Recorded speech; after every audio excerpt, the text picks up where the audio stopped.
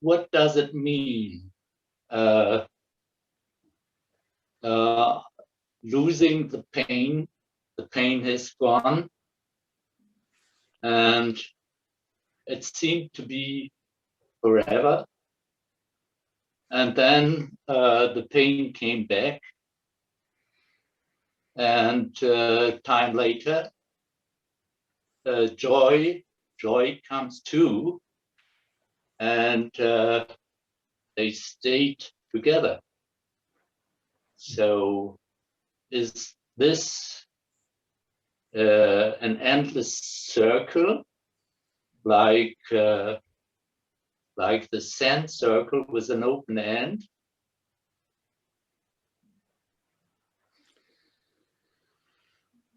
It's valuable, as you have said, to be able to let go of the pain.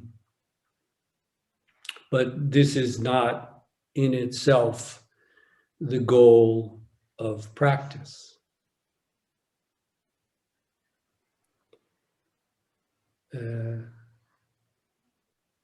Gautama Buddha, in the Pali Suttas, not some Zen story, but in the early old Pali Suttas, it clearly states that he had great pain when he was dying.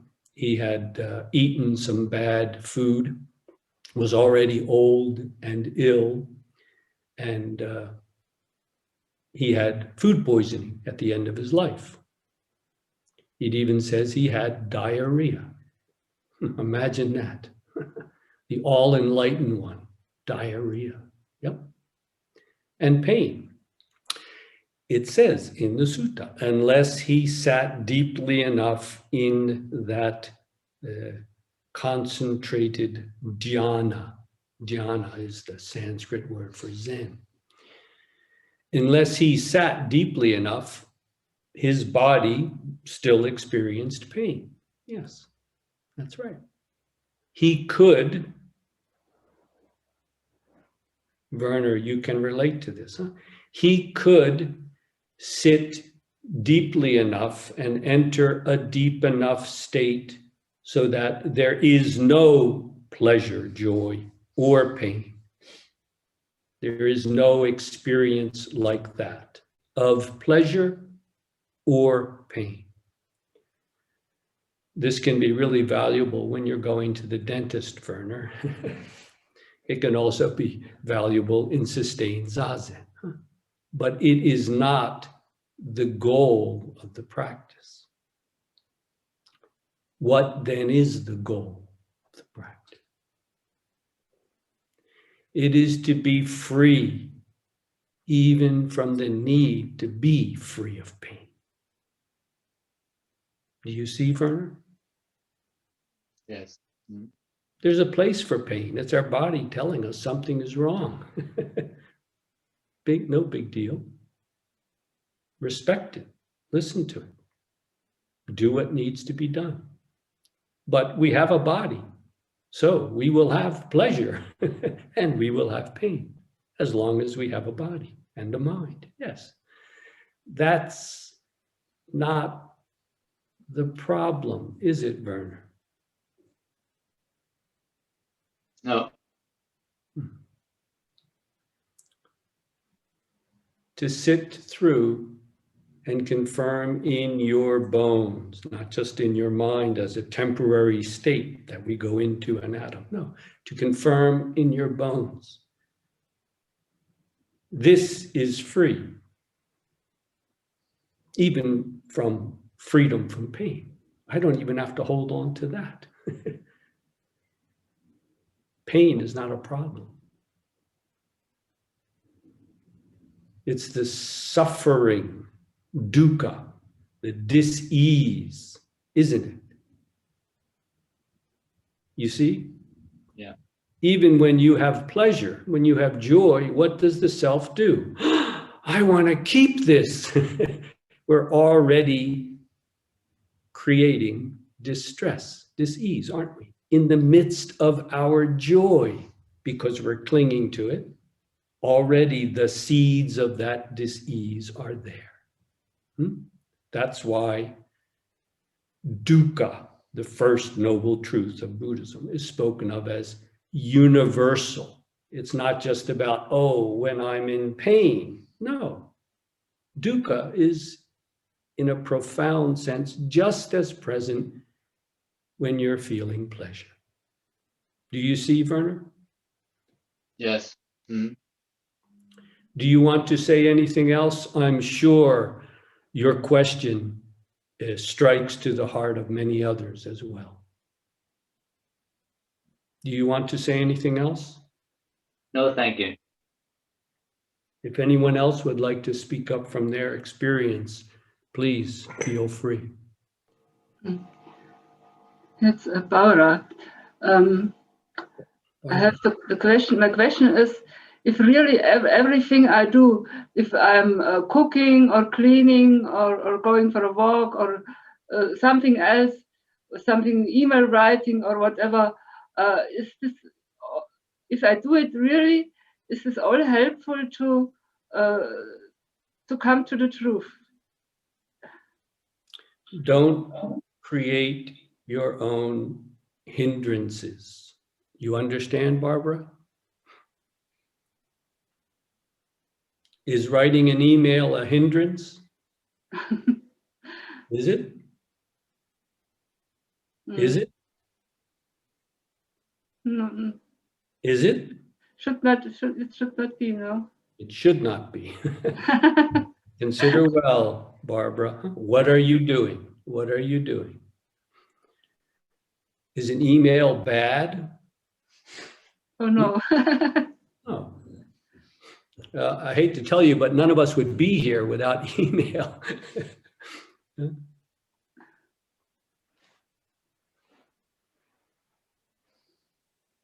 It's not the email that is the hindrance, Barbara.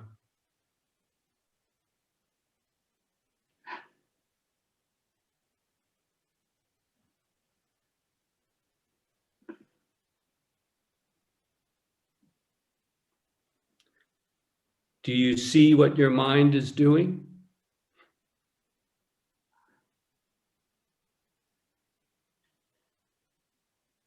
Do you? I try. Don't think about it. Sit with your body. How else can you sit? Sit with your whole body and confirm this. Do you step out of this when you do an email? If you do, it just shows your practice is not yet mature. Do you step out of this when you step in dog shit on the street? Okay. With your brand new shoes, maybe? Oh no! Can you step out of this, Barbara? I understand, yes. Thank you. It's not enough to understand, but it's a good beginning. Thank you for your question. Again, it's not just yours, Barbara. You were talking on Friday a lot about patience. Could you talk a bit more about patience, please? I'm getting a little impatient with that.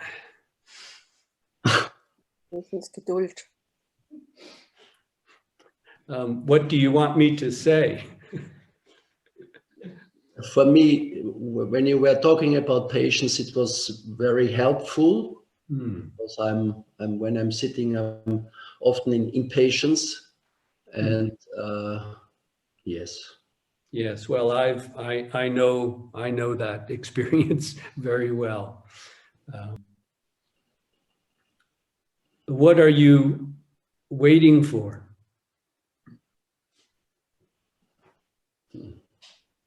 There is your delusion. Do you see?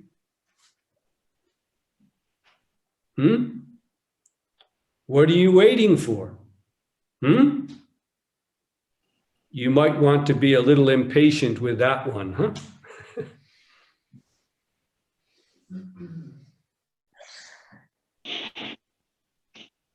What are you waiting for? I'm asking. Hmm? Hmm?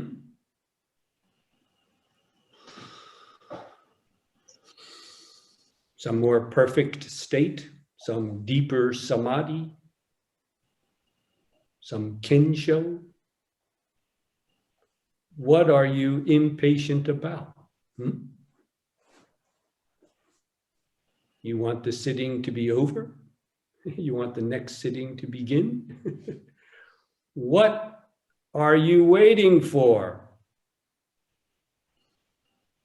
This? It's already here. You must see what your mind is doing.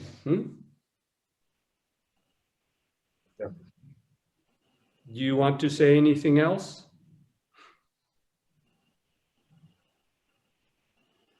No, but all you said I'm waiting for, so yes. Okay. Yes. See it through. See it through. You're waiting for what? You're waiting for this.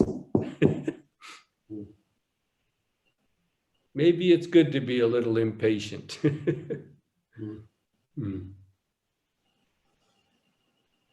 See what your mind is doing, and it's already almost completely undone. But as long as you keep chasing your tail, yep, patient, impatient.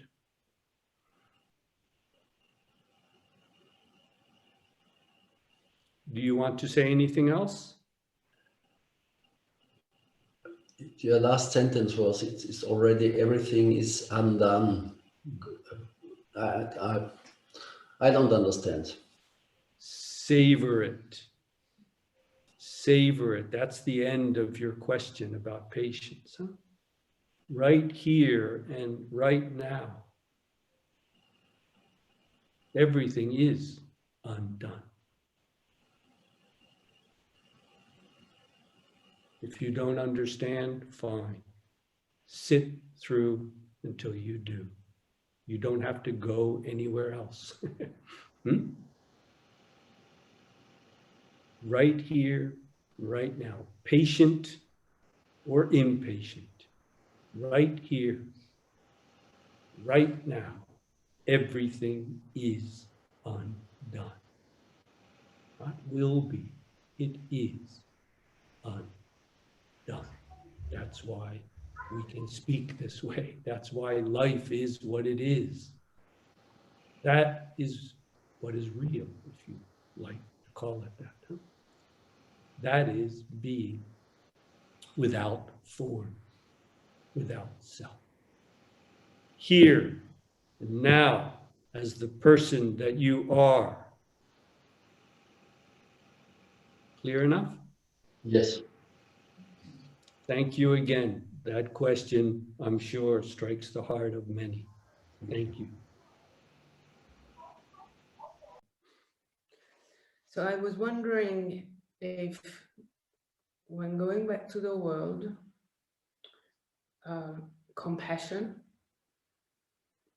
can help in maintaining practice.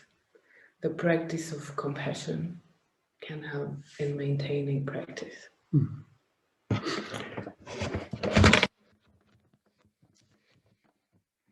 Yeah, maybe I didn't use the word enough, compassion, but you can see, I trust, it's all compassion, isn't it?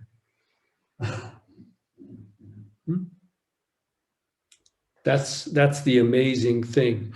When I first started practice, compassion was in there as some kind of vague idea. Yeah, I can dig that. Yeah, but I was in it for the enlightenment, for solving all of my many problems. But if you give yourself to the practice, it becomes clear soon enough. Huh? That initial resolve, what I spoke the other day, bodhicitta, the first rising of this need to practice. That is compassion, isn't it? That is compassion. It's not perfected, as we say in Buddhism yet. The perfection of compassion, that's okay. It's getting there. But we see that the very first real need to practice, where does that come from? It comes from compassion, from love. It's that genuine need to be and love, be inseparable from the world. That is compassion. It is an end in a sense. Yes, you go back to the world, compassion must be working. Huh? But it's where you're coming from, Delia. Isn't it? It's where we are all coming from, not just where we're going to. And it's where we are standing right now. Love, compassion. Again, a very valuable question. Huh?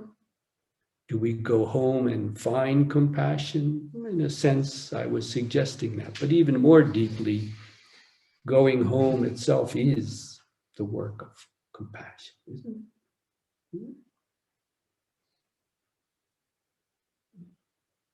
Thank you for your question. If anyone else would like to speak up from their experience, please feel free. Yes, this is Eggert. Yes, please. Jeff. Yesterday you mentioned that you mentioned when you accepted the pain in sitting in the monastery, it then became a lot easier. Now we all have problems with our body, but we all have also problems with our wavering mind. What's the difference in between those two problems, if there are two? Are they separate? Not really. I mean, we can have physical pain. We can also have what we could call mental pain, agony, distress, huh? Yes. I wouldn't say they're absolutely separate, because we have a body. We experience that pain in our body. That's why if we have some mental anguish or worry, it affects our body. We find our shoulders getting tight. You know, they're not separate entities. Huh? There is the physical pain of the body, and that can be tremendous. As I said 2 days ago in the Dharma talk. Excruciating pain. Yes, for some people it's a excruciating, extremely painful, one sitting. For others, it's not so difficult. It's not good, it's not bad. People have different bodies, different pain thresholds, as it said, you know, where it becomes really unbearable. Huh?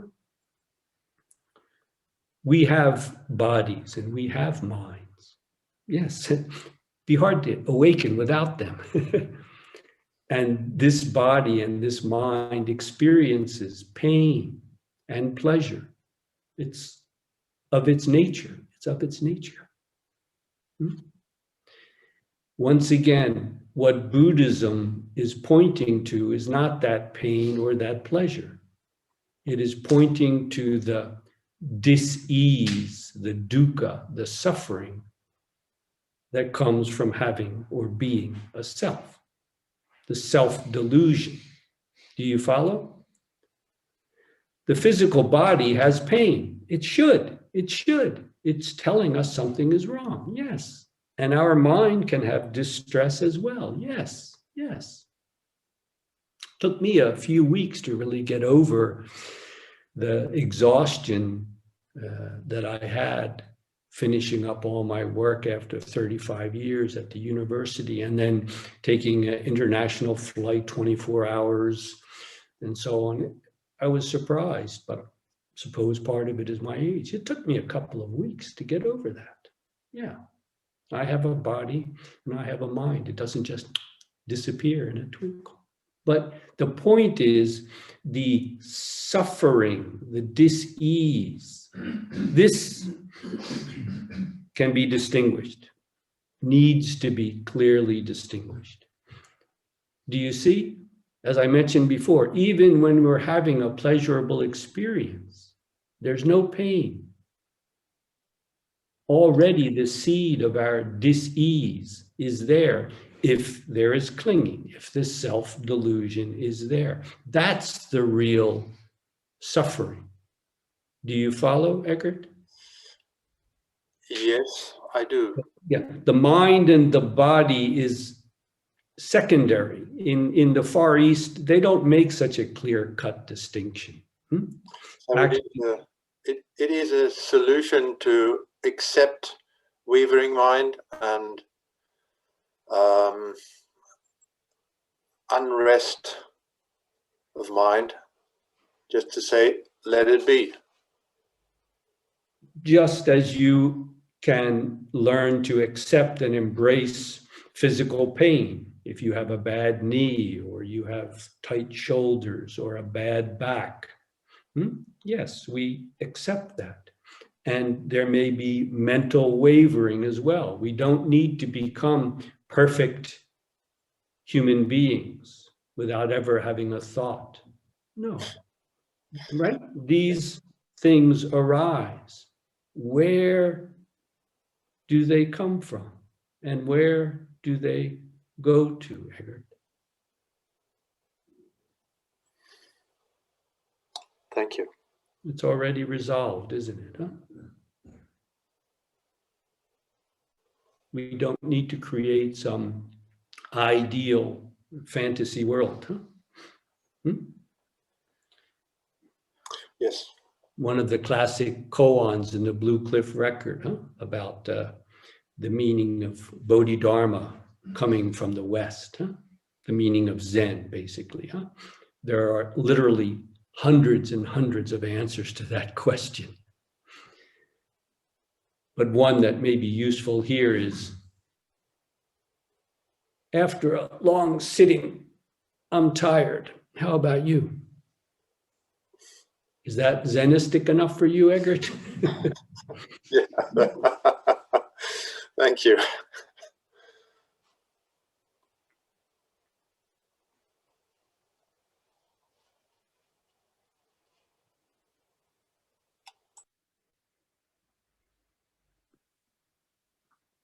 Hi, this is Birgit. I also have a question concerning the physical plane, the sitting. And is it desirable to find a posture, one posture that you sit through, or is it okay to change like every 25 minutes? I have like 3 postures I kind of switch back and forth, or would that be giving into the wavering thing? Mm-hmm. Is it more favorable to find one posture, one solid posture? It's good if you can to find one posture that really works, and at some point just to sit through, forget the timer, throw out the clock. When you have a whole day, just to sit as long as it takes until there's nowhere else to go, and then sit another 10 minutes just to make sure, and then get up and do what you need to do. But it is good to be able to have a posture solid enough so that you can sit for really an extended time. But practically speaking, it's helpful to have different postures. For example, the way I'm sitting now is the most comfortable to me, but sometimes I reverse the legs. I put the other one up. You follow? And that's not as comfortable for me, but I do that because always doing this can create too much tension in one side of the body, especially if you're sitting half lotus or quarter lotus, something like that. Naturally, the body is a little off to the side. So if you sit, for example, like this, half lotus, it's good sometimes to alternate it with the other leg so that you're not always using one side. You follow? Yes. So practically speaking, that kind of balance can be helpful. Sometimes sitting in seiza, you know, with your legs sitting on your haunches like this. This can be very good for the breath, sitting like this, perhaps with a cushion in between. This can be very helpful too. But at one point, I think you'll find it's really helpful just to sit through. And when you're ready, and you're settled in that sitting, that posture is the best for you. Just sit through to the end of yourself, not the end of some 50-minute period or something. And then you'll know, Make sure that it's settled and right. But for a day-to-day practice, when you're sitting a few hours, yeah, change it if you like. Change it.